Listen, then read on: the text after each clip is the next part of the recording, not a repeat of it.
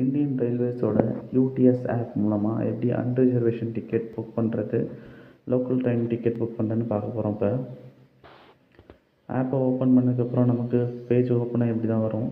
இதில் journey ticket அப்படிங்கிற ஆப்ஷனை கிளிக் பண்ணிக்கிறோம். நம்ம கிளிக் பண்ணிட்டு அப்படியே கீழே வந்தோம்னா புக் ட்ராவல் அப்படின்ற ஒரு ஆப்ஷன் இருக்குது.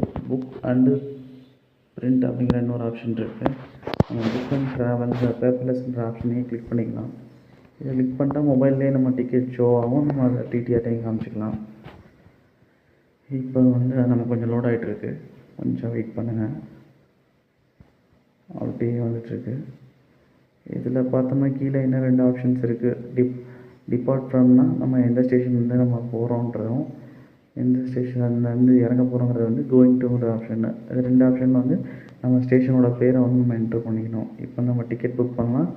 எம்ஜிஆர் சென்ட்ரல் அப்படின்னு சொல்லி நான் புக் பண்ணிக்கிறேன். நம்ம எக்ஸாம்பிளுக்கு எம்ஜிஆர் சென்ட்ரல் கிளிக் பண்ணிட்டேன். அடுத்த ஸ்டேஷன் நான் டெஸ்டினேஷன் எக்மோர்னு கொடுத்துக்கிறேன். நான் கோயிங் டு எக்மோர் அப்படின்னு கொடுத்துக்கிறேன்.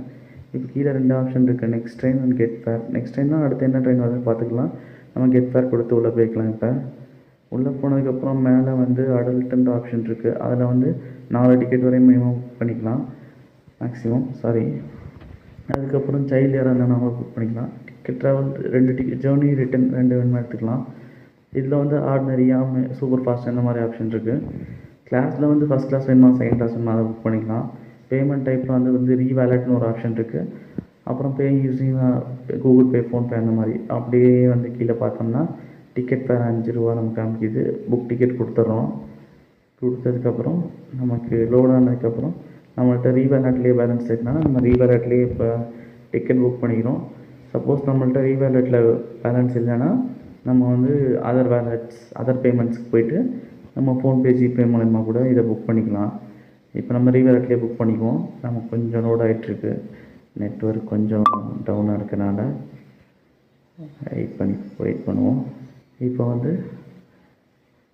நம்ம கிட்டத்தட்ட லோட் ஆகிடுச்சுன்னு நினைக்கிறேன். லோட் ஆகிடுச்சு. டிக்கெட் நமக்கு புக் ஆகிடுச்சுன்னு மெசேஜும் வந்துடுச்சு. அதில் நம்ம ஷோ டிக்கெட்டில் பார்த்தோம்னா நம்ம டிக்கெட்டில் இருக்கோம். ஓகே, பாய்.